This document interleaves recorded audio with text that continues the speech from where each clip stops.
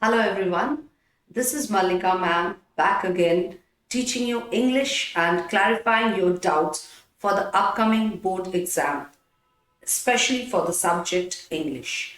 Now, today what I'm going to do is I'm going to clarify a doubt which most of the students have regarding the formal letter.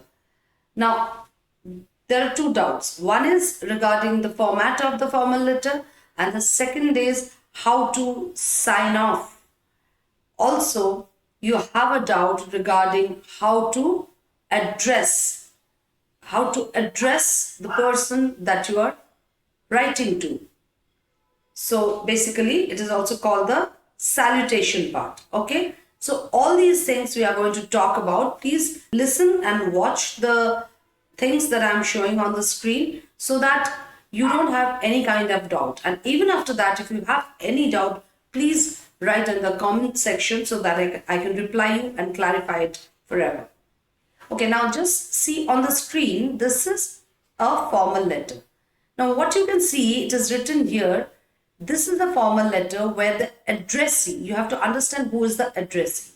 The addressee is someone who is friendly but not intimate.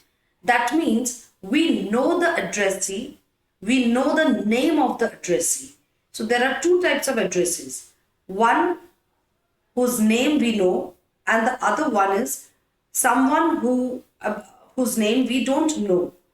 For example, if you're writing to the editor of a newspaper, we don't know the name of the editor, but we know that an editor exists in the publication house.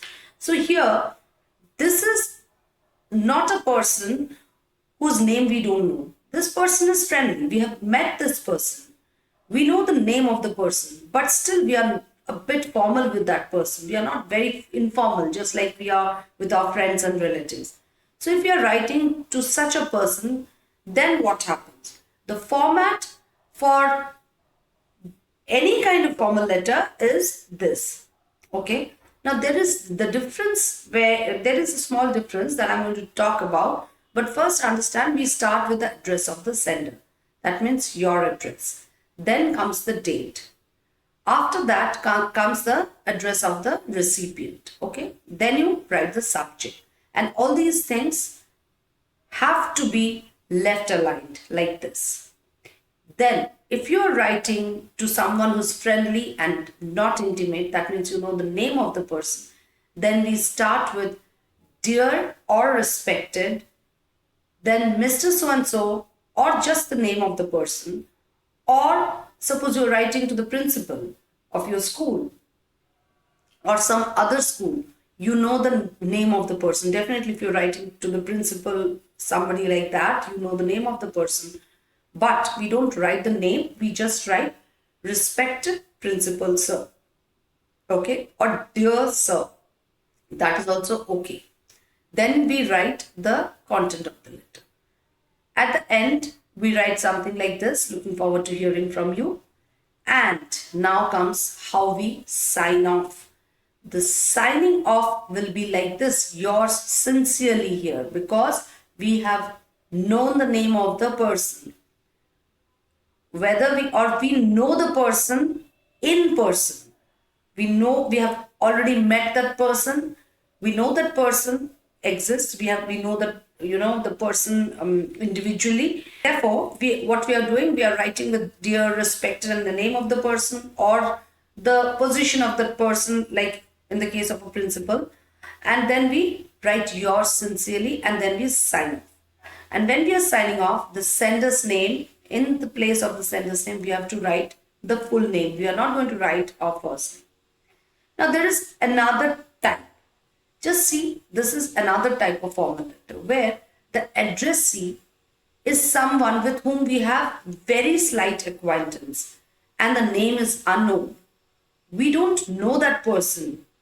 Personally, we don't know that person. We don't know the name of the person, but we know that there is a position that exists and there is a person who is in that position.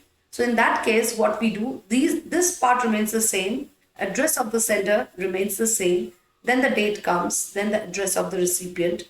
Of course, the subject comes after that. then we write sir or madam. We don't write anything like sir, dear or respected or anything like that. We just write sir or madam. Dear is written to someone who we have met at least once. We have some acquaintance with that person. Here is a person who we have very slight acquaintance or no acquaintance at all. Okay. So we are writing sir or madam. In case of editor, letter to the editor, we'll follow this format. Sir or madam. And then, yes, of course, you are not going to write sir oblique madam. You choose. Either you write sir or you write madam. Then you write the content of the letter.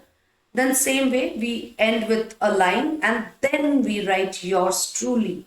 Here we don't write yours sincerely. We write yours truly and then we sign off with the full name. With whatever, if the name of the person is given, then please write that name. Don't write your name. Otherwise, if the name is not given, write your full name. Okay. So this is what you have to do for any kind of formal letter.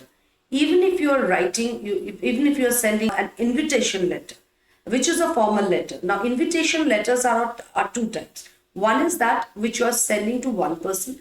Another is which you are sending to many people. So when you're sending to many people at a time, then you are going to print a card and then you're going to format that card. So that's a separate one. We'll come to that in a different video.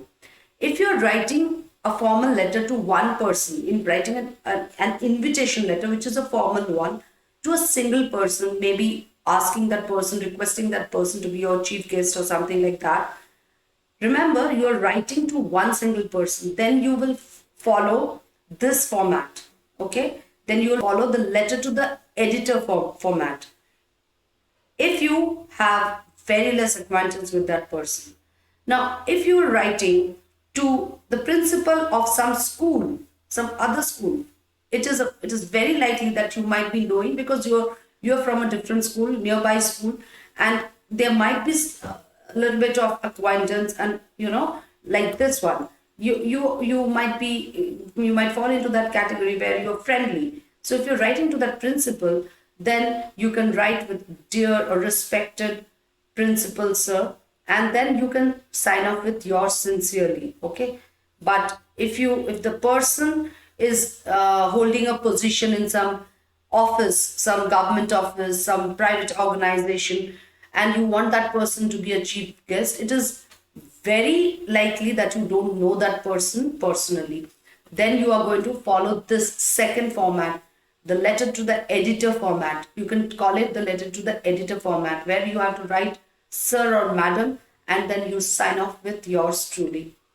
I hope I have cleared the doubt regarding the format of writing a formal letter and also how to sign off.